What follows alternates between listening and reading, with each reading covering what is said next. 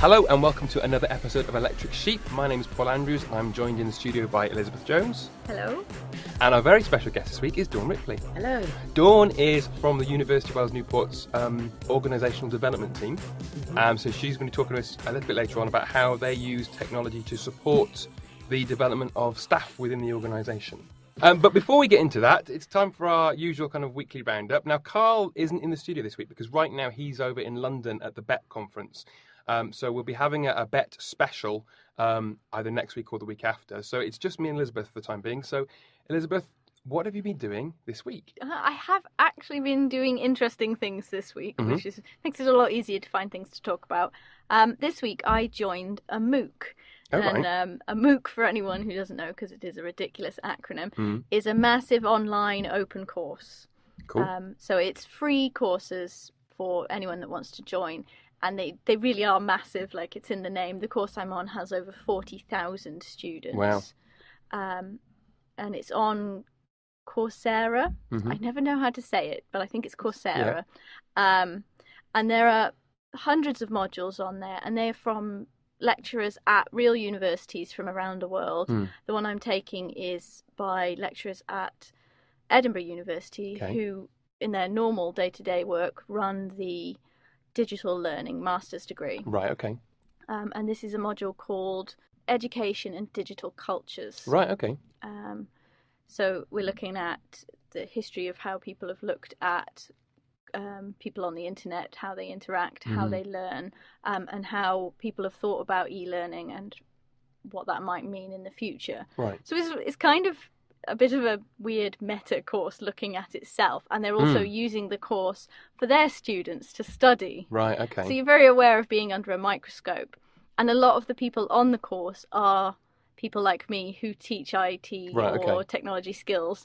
So everybody's sort of using it as an example of the thing that they're doing. Right, okay. So it's to say sort of it's almost like it's preaching to the converted sort of thing. It's like, are people there because they want to learn new things, but also kind of reaffirm what they're already doing? Some people, they aren't completely new to all the digital learning stuff, and they're joining. But it's weird learning about digital learning through digital learning. Yeah. Yes. Now I can appreciate that. So for those people, I think, are feeling a bit lost, but I think, to be honest, everybody is. Because it was something that I've read about a lot. Yeah. Obviously, you hear about them all the time. You know, are they going to take over higher education? And, you know, how do the students feel and what's digital learning like nowadays?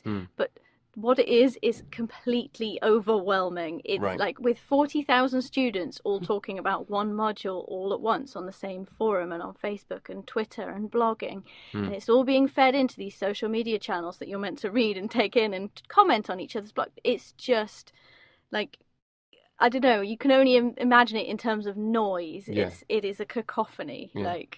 Is there any kind of curation then of the forums? Are there people guiding them, or is it kind of everyone's? The people who are running it have posted like vague outline topics, but they're not present in the module. And it's, even with outline topics, there's so many comments that it's sort of bizarre, like trying to get involved. And it's just a different way of working. You have to get used to it. After 5 days in now, I'm sort of more used to it than I was. But it's, interesting. Yeah. How would you? I mean, certainly, you know, within the University of Wales Newport, we have a wide range of students, but many of the students that come to us do require a little bit of help, a little bit of personal touch, a little bit of guidance.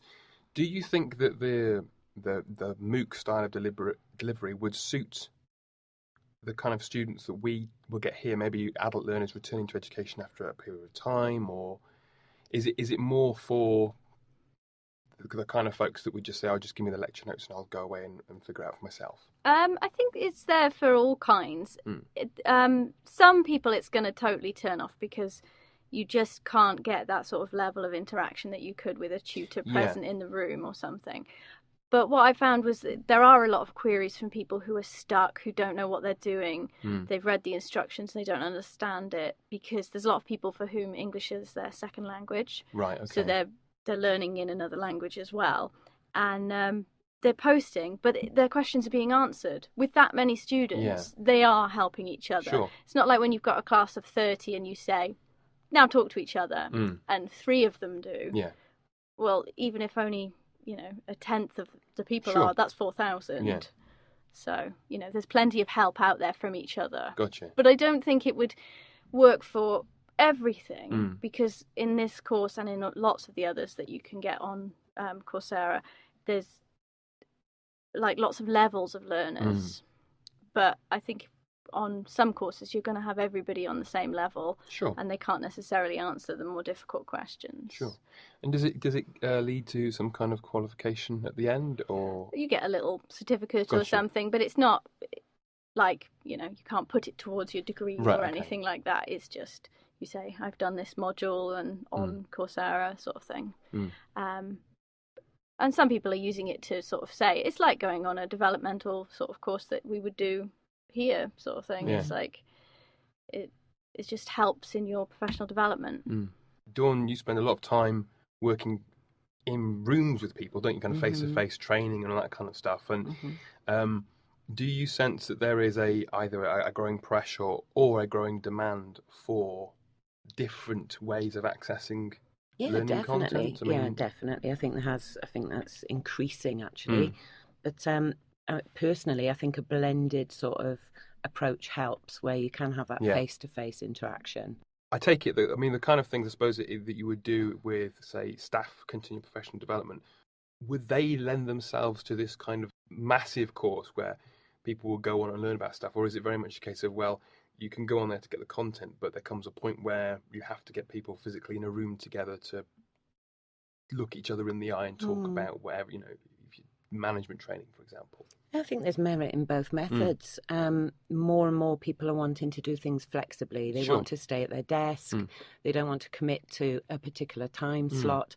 So I think there's benefit in doing that. How do you decide what to read? Which bits are going to be interesting to you as well, with so much information? It's not infinite. They post the set readings and set videos on this course, and on other ones that are more, this one's very philosophical, but there are other ones that are more technical, so they'll post up specific problems or pages to read and puzzles to solve and things like that. So there's things like computing and engineering. In this one there's like 4 set readings and 4 set videos per week, and you you read that, you're meant to comment on each one and then produce some sort of like artifact at the end. So it's not an infinite amount.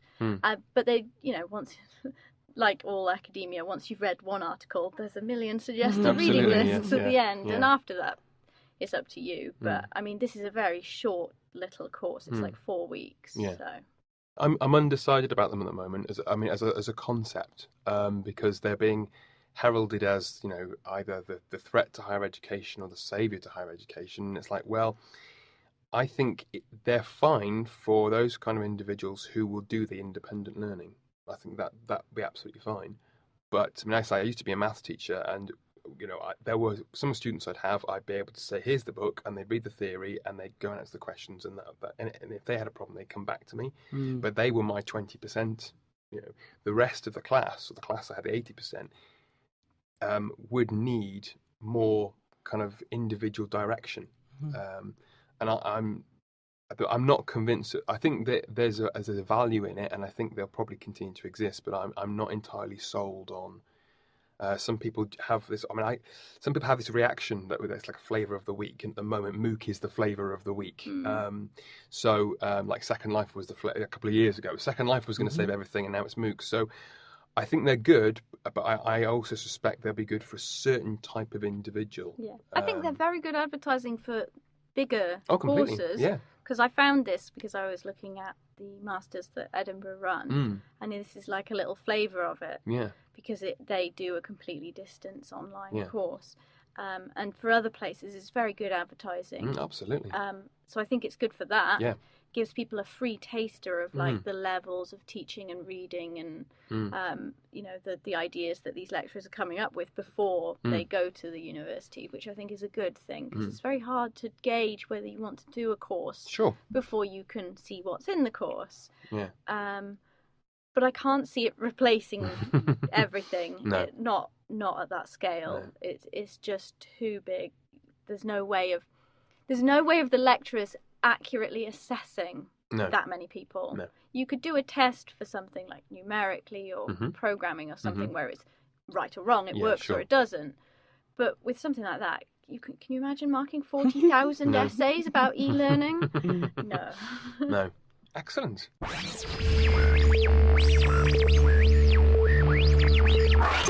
This week I was lucky enough to get invited back to Lincoln University to give a talk on open educational resources. So the staff there, it was their equivalent of Newport University has a health and social sciences department, so it's essentially that kind of team. So there was people who were teaching things like youth work on there. But they wanted me to go and give them a talk basically about how they could get started with this idea of open educational resources, which is essentially a fancy way of saying you've got, some handouts, some PowerPoints, some videos, whatever. You're going to stick them on the internet and you're going to let anyone access that content for free. And you're also going to say to them, and if you want, you could tweak this content for free as well, so they can adapt, reuse, remix it. And so it's almost like the precursor to the MOOC type of stuff by saying we're going to get the content out there and not necessarily worry about kind of a container for people to interact with one another in. So yeah, it was lovely to go back because last time Elizabeth and I went up to Lincoln and it chucked it down. We got absolutely drenched. So it was still a very lovely place. It was very nice, but it's even nice when it's not raining. Yes. So it was very nice indeed. But as a result, I ended up editing last week's podcast on the train, and haven't really done much else, to be honest. It's jolling around the country talking to people. Not the worst job in the world. I'm trying to think of something to say about educational resources, but I can't.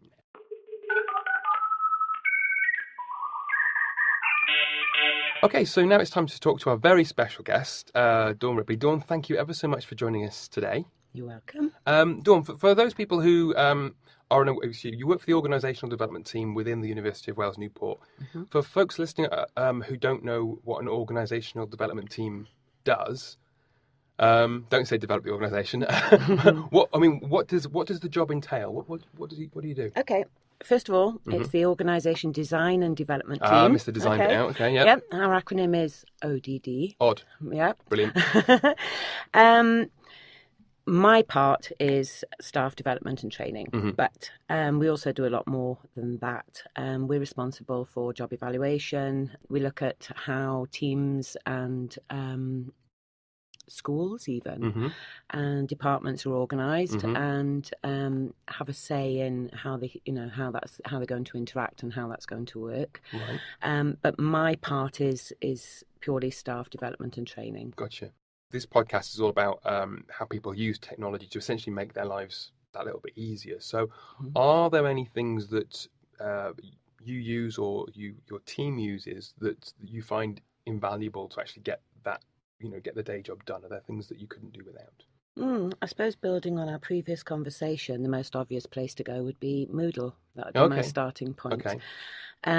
There has been quite a lot of demand to change things and not just have set times and a set place where people have to come. Sure. And especially being, multi-campus, we've got people as far away as Merthyr now, that don't want to come down to Clean, and it's you're taking people out for 2 hours travelling, So there's been a lot of demand for people to be able to do things in their place of work. Right. Okay. As a team, we do often go out to different teams, departments, schools, and work with a bunch of people then, a particular group. But that's not always feasible. So there's been more and more demand for sort of e-learning and Moodle just, the ideal package. Gotcha. So we're using that a lot more. We've developed quite a lot of resources on Moodle lately. And what kind of things are you putting onto Moodle? Is it like handouts or is it videos or is it? Yeah. The place that we started at was that we've got an introduction to management group that run over a 17-month period. Yeah. And each month they complete one module. Right. So we started, that seemed the ideal place because we was working with a small group of a dozen people. So, being new to Moodle ourselves, that seemed a good place to start. So we put something up for them. I think we must have started that a couple of years ago, probably. Right, okay. And we started off, the obvious places to put their pre-course reading so that they can access it in plenty of time. Yeah. And it takes away the printing responsibility from us as well, because we were printing up page, for some modules, we've got like 30, 40-page workbook. Wow, yeah, okay. And we're printing that up for a dozen people. Yeah. If somebody doesn't turn up, that book's wasted. Sure. They don't always want the full book. No. So we've gone the way of sending it to them and saying, just print up what you need. And if you don't need it now, store it away. You can use it. And, when people might not recruit for another year, why would they want a recruitment and selection workbook now, Yeah. So we started off putting pre-course work on there. And then we decided that we could actually do some sort of assessments on Moodle as well. Right, okay. So we built a midterm quiz. Yep. And I like it because it's trackable. Lovely, yeah. I can tell who's looked at it, who's done it, who's passed, which questions they failed on. And that was a bit of a learning experience for us, because obviously if a lot of people were failing a particular question, then we had to go back and revisit how we asked that question. But yeah, they've got a percentage pass mark. They have to get 80%, so you can see they can do as many attempts as they want, basically. But everybody has to pass that midterm.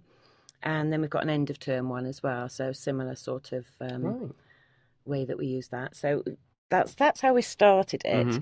And then there was a change to the appraisal process.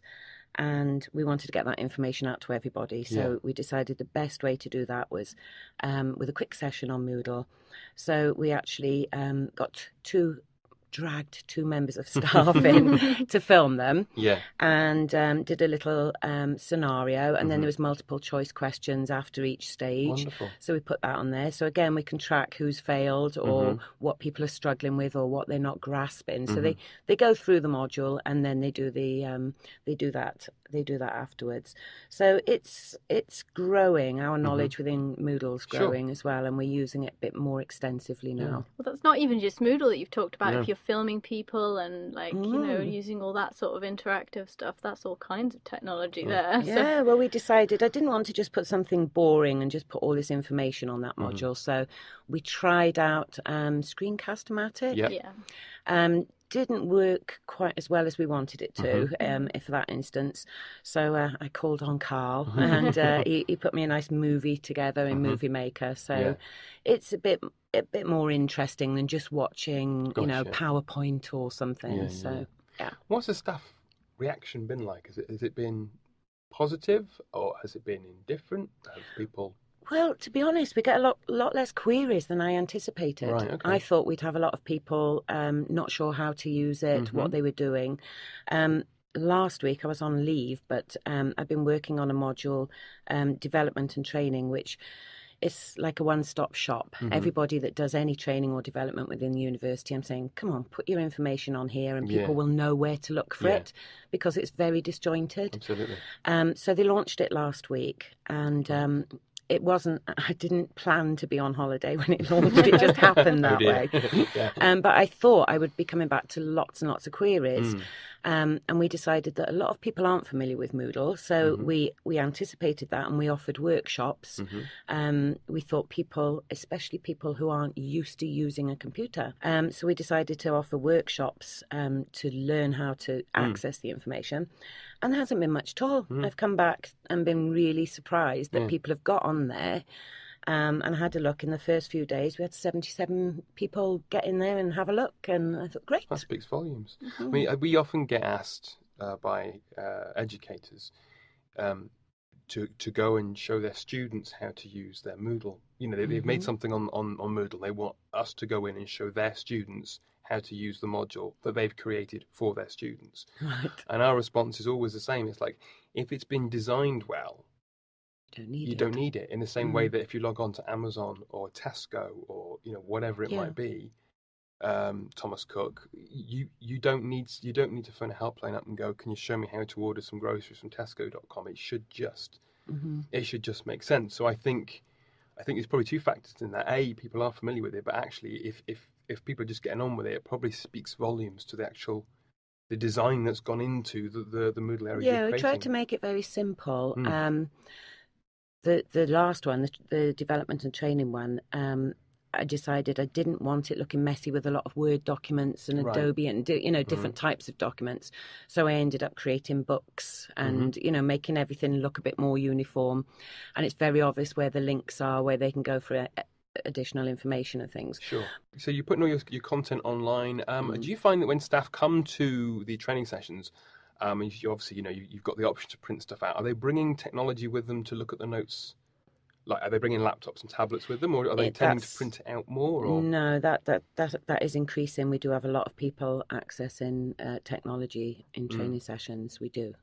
Got a lot of people that, as you're saying something, they're looking it up as well. Yeah, they're not just putting down what you're saying. They're looking up further information, which is good. It shows they're interested enough to want to do that. It's fine. What about social networking then? Do you use that at all in a work sense, in a professional sense? Yeah, quite a lot. I'm always very conscious though, because whenever I get Facebook or something up, you guarantee somebody important is going to walk up behind me, and people are suspicious. There's no getting away from it. I accessed it this morning. I wanted to listen to another podcast. I got on Facebook. I knew I'd liked Electric Sheep. It seemed the quickest way of getting there was to go through that. We've also got, I haven't used it so much lately, but we've got a network of the Southeast universities that me and Rian attend and share information on there. So we belong to a group there. We do use Facebook a bit. Never touched LinkedIn or Twitter. I'm still to go in that territory yet. Yeah, I think it's one of those things where you kind of go where the most people are, and Facebook as a concept kind of makes sense. Whereas LinkedIn and Twitter, I think the concepts of them are a little bit more abstract. Once you get it, it's like, oh, well, of course. But it's saying to people like, well, if I'm on Facebook, I can update my status. Why on earth would I want to do? Why on earth would I want to go over to Twitter and update my status? And that's all I can do. Whereas on Facebook, I can do so much more. I think there's an awful lot of information out there as well, Paul. I haven't got the time to want to. Once you get into these things, it can be all consuming, and you'll find you're just updating and reading and. Well, we had Dr. Philip Morgan in last week, and that was a concept he was talking about. He touched upon this idea of, too much information coming in. And having to say, no, I'm going to engage with, whatever it might be, emails or Skype conversations or whatever, for a certain amount of time, but then actually go, right, I'm going to put that away and I'm going to do something else that requires my full attention. I was talking to someone about this the other day, and they were saying they worried that they'd lost the ability to sit down and read a whole book. Like, not necessarily a whole book in a day or anything, not like you must read the whole book. Not like Johnny Five from Short Circuit. But like, you're so used to a 3-minute read of an article online and Twitter statuses, and that you jump from thing to thing to thing. And I actually did. I tried to sit down and read a book the other night. I was just sat on a chair, and every 5 minutes I was like, oh, my phone thing, my thing. Oh, my laptop's made a noise. Oh, I'll just, look this word up, and while I'm here, I'll check Facebook. Yes. And it was like, oh my God, I have to turn everything off and go into a different room. And then I'll sit and read my book. So you think there's a direct link between concentration span and social network sites and the way that we receive information? Not necessarily, but I think you get used to it. Yeah. Like, I was reading a blog, weird enough, about a guy who was he's President Obama's chief technology officer, and he was in the campaign for re-election. So obviously he's got to be in contact with people all the time. He's got emails coming in, checking millions of things. And he was getting 2,000 emails a day leading up to the election day. And he said, and then they won. And he got 10 emails a day. And he couldn't stop checking his phone and his computer. And he was still on that overdrive, like, got to check, got to be in connection with everybody. He said he had to go on holiday and take himself away from everything to reset. To go back to normal. And it's just habit. It's like almost like some kind of Pavlovian response. Your phone goes ding. Yeah. And you're like, So now I like with it. I've just got myself my first smartphone because the team have been ridiculing me for about 4 years now. It's not just your team. No, that's just true. And it's not all they're ridiculing me about either. But yeah, I just got my first smartphone, and but I've had to put it on silent so that I'll go right. I'm going to pick it up and I'm going to check everything, but then I'm going to put it down because otherwise, the first couple of days when I didn't have it on silent, it was beeping. It was like having R2D2 in the corner of the room, it was beeping and chirping and whistling away at me. I'm like, shut up, So it's a wonderful thing, and I'm glad I've got it, but I need to pick it up on my terms rather than going. Oh, you've got to set times of the day for checking these things. There is an app, but I can't remember its name to save my life, that schedules your notifications. Ah, right, okay. So you can still get them in, like at various times. But if something comes through, so say you don't want to be disturbed between 1 and 4 because you know you've got to be productive and like get something big done, you can schedule your notifications to only turn on at 4 o'clock to 6 o'clock, say, when you go home. You don't want to be disturbed again. So between 4 and 6, you'll get your catch-up notifications and then constant ones until 6, when they'll shut up again and until you turn it on again. That's a good idea. I like that. Just do what I did and turn your notifications off. Or you turn them off. I just look when I need to look then. It's bad enough. You get a text or your phone rings and I don't like that constant pestering. Yeah. Elizabeth, I'm the sort of person, on holiday I read 3 proper paper books. Yeah. I still like that, moving myself away from technology. Yeah. So there was an article on, I think it was Lifehack a couple of days ago. The guy was talking about how he had a smartphone for years and years and years, and it broke, and he thought to himself, "I'm not going to get it fixed for a bit and just to see how it was." And he said it changed his life because what he found was, and he hadn't realised, he was never truly present for anything. He was always, I'll check in on Foursquare and I'll jump on Facebook and I'll do this. And he was never actually able to just sit and be in a present moment with someone and to experience anything. It was always, It's hilarious when I go out with my friends to the pub. We get there, everyone orders their pints, sits down at the table, and that's the moment when the conversation is meant to start. Absolutely. Everybody checks in on their Untapped account, which is a beer drinking account. You're all sitting there. And everybody's doing updating everybody else where you are and who you're with. It's like, we're your friends on Untapped. We know what you're drinking. It's like, I'm not going to ask him. I'm just going to check on here. Yeah. So you mentioned there's a social, was it like a social network for other organisational universities. Yeah, how does that work? Is it like a private thing, or is it? It seems to have gone dead now. Okay. Mainly because the person that set it up has sort of moved on, right, okay. And it sort of died off. But we just get together a couple of times a year and discuss what we're doing. Quite useful actually, because you learn off other people. Absolutely. So we just share ideas and what we're doing. We just thought it would be a good way of letting people know what we're up to. So we thought it would be much easier to put something on Facebook and then everybody can see what's replied and, and you can just read the whole lot rather than be copied in. Yeah. So that's how we set it up. That's why. So we do use it every now and again. If I want something in particular, I'll ask the group. Dip into it. Yeah, it's an extra resource for us. Yeah. What about as a trainer, as an educator? Do you make extensive use of, let's say, PowerPoint for presentations, or do you flip chart and pens, or a bit of both, or what's your views on the kind of the encroachment of technology into the actual kind of like the slides behind you? Yeah, I did start off in PowerPoint. Yes. All trainers start off in PowerPoint, and I'm not going to talk how many years ago that was, but started off in PowerPoint. And really, I think it was when I came here, which is 4 years ago, that I rediscovered the flip chart and pen a lot. And we do use it a lot. With my presentations, I'm not one of those people that uses loads of slides. You use the visuals, if possible, and I'm well aware of the pitfalls of PowerPoint. But then again, a lot of people, I'm finding it more actually, and I wouldn't have expected it. But people are asking for the PowerPoint presentation after the after the event, or they're writing the evaluation forms, where were my PowerPoint presentation handouts? Because they like to write notes on them. Yes.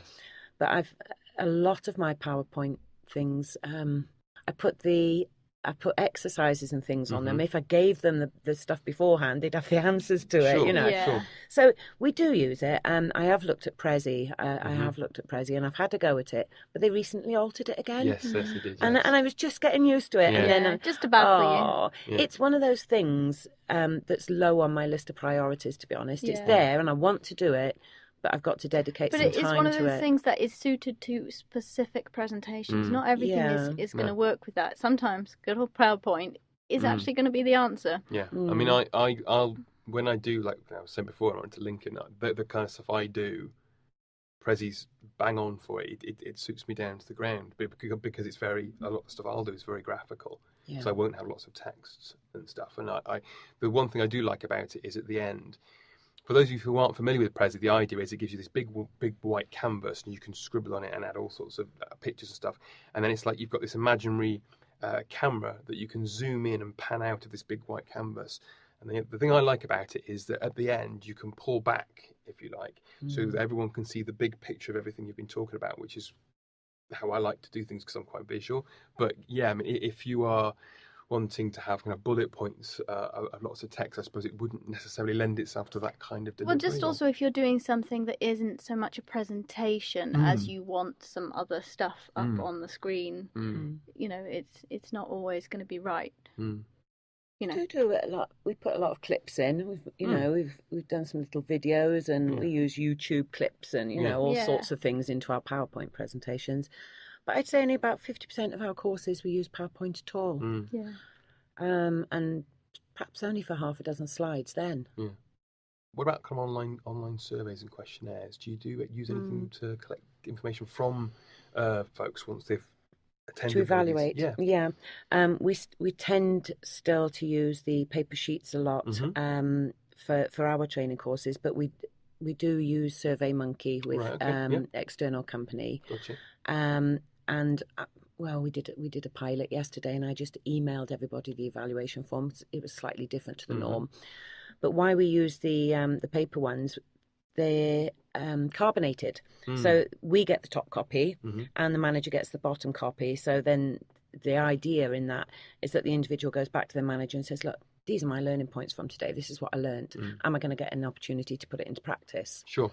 So it's it's quite a nice idea to have two separate copies, and off they go with it. But we have used some online questionnaire. Cool. And also, if they're not sitting in front of a computer, yes, it can be quite. And miss out on that. We don't. We have to chase them when we do it with SurveyMonkey. Inevitably, we've got to go back to them and say, "Excuse me, can you do this again?" So You know, if you've got them in the room, you just go. They do it. Yeah, because you're watching them. Exactly. Yeah, yeah. The only thing is, then they're not likely to be as honest as they might be if it was anonymous. And even though they don't put their name on it, they still feel that they don't want to be negative. Well, as a trainer, I'm quite happy to take on negative comments. You know. But... So, is there anything on the horizon that you would like to start using, kind of technology-wise, or anything you think, if I had this, it would make either my life easier or my department's life easier, or even those of the lives of the delegates, the folks that I'm training easier? Is there anything you think I'd really like to I think it'd be a lot easier if everybody had Skype. I do. Yeah. I love Skype. I know you guys sort of introduced me to Skype. Yes, I think you was my only friend for about 6 months, Paul. But not just on Skype either. But no, it's with you guys. I know if I Skype you, I'm going to get an immediate response. I can see who's online. It's not like email where you're thinking, are they in? Yeah. You know, or are they away from their desk? Are they too busy? How often are they going to look at their emails? If I pop up on Skype and you're online, I know I'm going to get an immediate response. And you were saying, that you're quite good at saying, well, I don't know the answer to this, but I'll get back. And I've had that. And, perhaps I've contacted Carl and he said, I'll ask Richard about this, or I'll ask Paul, I'll come back to you. And it's immediate. I love it. It's also enabled us to contact, my manager works at home 1 day a week now. Yeah, sure.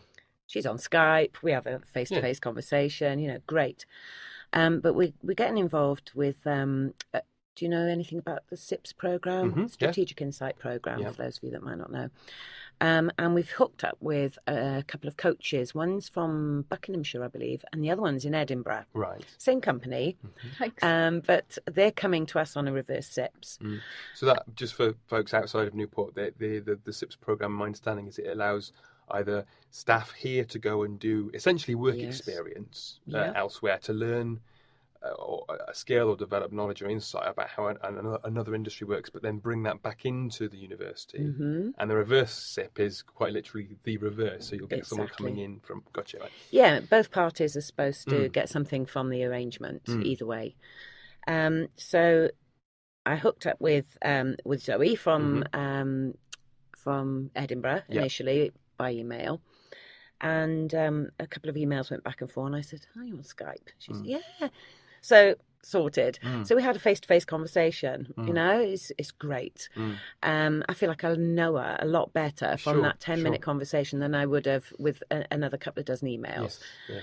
Yeah. And it's instant. You know, you get the response straight away. And we made a personal connection then, which you don't get by email, do you? Yeah. So she was due to fly down in January, but family circumstances changed and she was unable to come.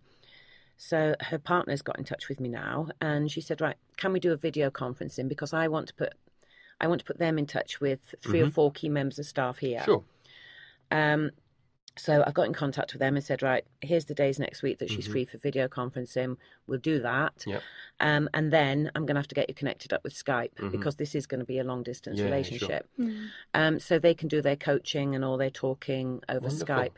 But if we could do that more, when people have got, I get called on quite a lot to just go and have perhaps a conversation with somebody if they're having a bit of an HR issue. Yeah, sure. And they think I'm not HR, but I am. And, you know, so I get a lot of people who say that they want to have a personal chat with me about something.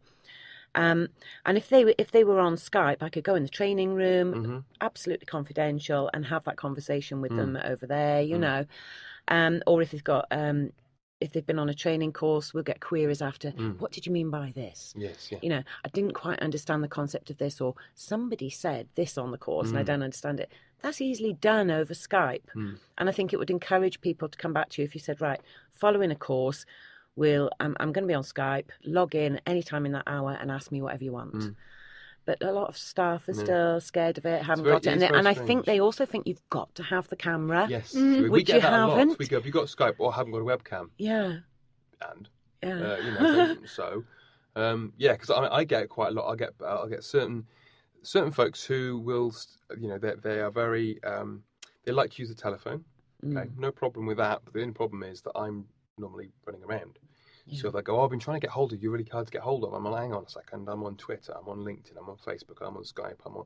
What I'm not is tethered to a fixed point in a room on the end of a telephone. Yeah. And no, you're not having my mobile number either. But it's that kind of, well, I can't, I can't engage with that. And it's like, well, we certainly as department, kind of what we do in the university, where we have to be responsive to people, particularly, Elizabeth and Carl, who will be running around the institution helping people left, right, and centre. They physically can't be sat, waiting for the phone to ring because they're out there doing the business. So it's I think I agree with you that Skype would certainly make everyone's life a lot easier, but also maybe sometimes stop some of the things that occur when emails are read but they're misinterpreted because you can type something on an email quite innocuously, and I've done this. I'll type something and in my head it sounds one way, but then it'll be read by somebody else and it'll and then all of a sudden that's caused like an emotional response and it's all gone a bit you're just thinking, oh man, if you could have seen me kind of grinning when I said it, then you'd know I wasn't really, So it's that kind of thing that I think it would help because, and it's instant. You get an instant response. It's a lot quicker than email. A lot quicker. So, what's the one piece of technology that you couldn't do without? Is there something that's revolutionised the way you do things, or just makes your life a little bit easier, or is that? No, I suppose the two that I couldn't work without. It's really boring, but it would be Outlook and My HR. Just to explain to folks, what does My HR allow us to do? Every member of staff has got a My HR account, and it holds all their personal details. They access it for their pay packets. It's got all their personal information in there. So it's like a personnel file, with a minimum amount of information on. From my perspective, all my training courses are in there, in a system called Resource Link, which is linked to my HR. So Resource Link was built like a massive database then, I suppose, so it's got all the details of the courses and when they're likely to run, etc. That's then linked to my HR. So you can come along tomorrow, Paul, and say, well, I think I'll do something, I'll refresh my knowledge on recruitment and selection. And you just go into my HR, log in, type in recruitment, and all the courses that are due to come up will go on there. But that's the booking system that we use. From the user's point of view, so for each member of staff, it can be quite useful. It's all your information, your sick leave, you book your annual leave through it, everything. So it's quite useful from that point of view. But that's how I know how many people are going to attend the courses, who's booked on, run a report, and it tells me exactly who's coming. Yeah, I mean, certainly from my point of view, I mean, I've been using my HR since it launched, I guess. And as say the manager of a team, it's quite nice because it means there are certain things that I don't have to worry about. So I'd rather spend my time talking to people and having conversations with them. And then know that, let's say someone's phone's in sick or whatever it might be, I can quickly call that up on my computer on my smartphone, log that, and then forget about it. And then in 2 or 3 months' time, if someone says to me, "Oh, can you tell me when so and so was off sick?" It's not like the onus isn't necessarily on me to keep all of that information. It's obviously it's on me to key in the information. But it's quite nice to be able to go, no, that's fine, that's all taken care of, and we can get that information to you, and then not have this big hoo-ha about, oh, well, have you made your own notes, have you got a spreadsheet? So it's me personally, I found it a bit of a lifesaver, to be honest, because it just makes the logistical running of a department that much smoother. And have you used it to look at the whole team? So if Elizabeth comes to you and says, can I have off August 11th? You can look at the whole team and go, oh no, Carl's off that day, Elizabeth, you've got to be in, or, Yeah, we have a planner. I mean, what we did over the summer, and this was quite helpful as well, because, I mean, for those of you who maybe don't work in education, why are you listening to this? But if you don't work in education, the summer months, the perception is the summer months are quite quiet. But they're really not. No. But what we needed to do, obviously everybody wanted to take leave off over the summer. So what we had to do was I said, look, get all your requests in early. And then I was able to use my HR system to print out a planner, if you like. I actually emailed people as a picture. We print it out and put it on the wall so that everyone could see. Printed. We printed. We put it on a little board. But everyone could see when everyone else was on leave. So that, and it basically let me make sure that there wasn't a day when there was nobody in. So that was the main thing. I had all of it's like a spreadsheet, each person's a little row on this spreadsheet, and if they're on leave, they got a little green blob. And I just had to make sure, it's like a really boring game of Connect 4. I basically had to make sure that there was no column where we had green blobs and everything, so that we had at least one person that was going to be in. But yeah, it's little things like that kind of take the onus off, the pressure off, that make things a little bit easier. And it was also, I mean, personally, I like the transparency it gives as well, so I can say to everyone on the team, "Yep, look, this is when everyone's going to be off, and there's no kind of, are they off on leave then? Not quite sure, not quite what's going on." So I think it makes it does make my life a lot easier, and the fact that I can use it on my smartphone is wonderful because I don't have to be tethered to a computer. I can get a Skype message from a member of the department who may be feeling a bit under the weather, going, I'm going to go home and don't feel very well. And I'm like, yep, no problem. And then I can push another button and log that, and then put the phone back in my pocket, and off I go and do something else. So it's How do you feel about that, Elizabeth? What about? About him being always contactable. Yes, in theory. In theory. It works wonderfully.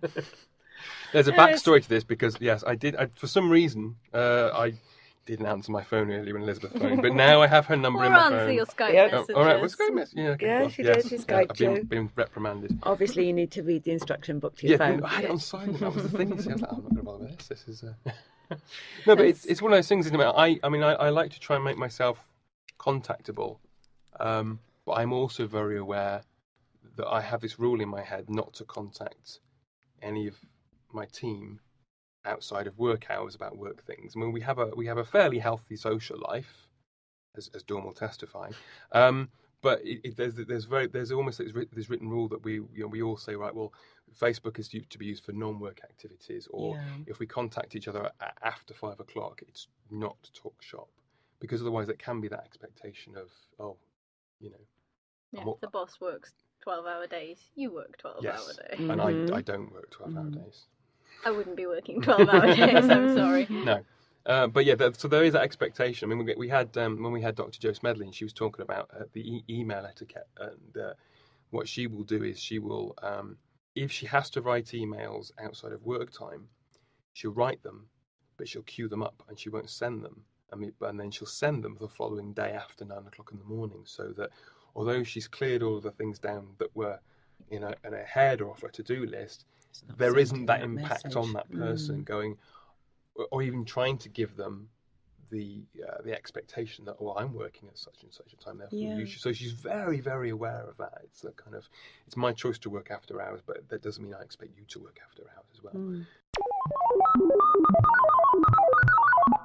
Okay, that's about all we've got time for this week. So I'm going to say goodbye from me. And it's goodbye from me. Goodbye from me. Yes, thank you very much. God, that sounded awful. We'll be back again next week, hopefully with an extra special roundup from the Bet Show. And we'll see you then. Bye. Yay.